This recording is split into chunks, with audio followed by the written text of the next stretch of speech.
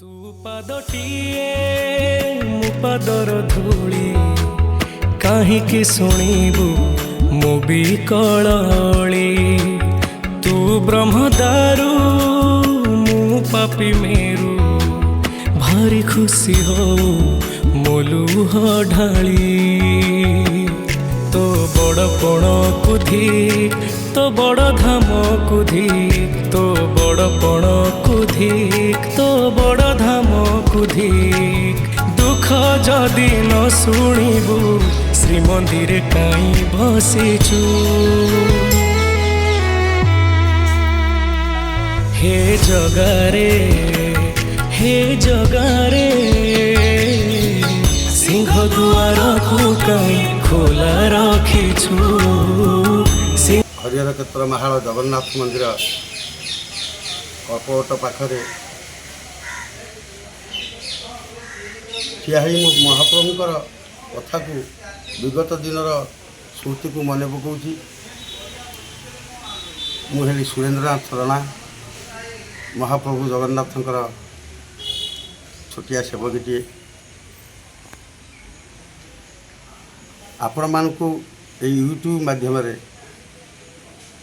कल्पवट के आगे मंदिर थिले ना आगे कल्पवट थिला यो कालर से जगन्नाथंकर संस्कृतिर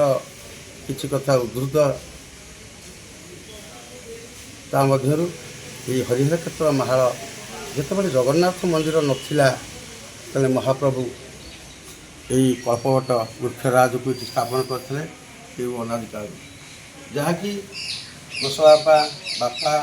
आगे मुझे मो पुओ देखी आसुचु जहाँ थिला ए वृक्ष ताही अच्छी भविष्य में मंदिर हम महाप्रभु विराजमान करेंगे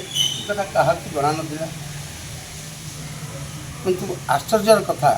जो भगवान जगन्नाथ प्रकटित आश्चर्यर कथा जमी झिमिटी खेलू महाभारत सेमती पिला खेलू आज महाप्रभुंर विराजमान 85 फुटर मंदिर निर्माण ये सब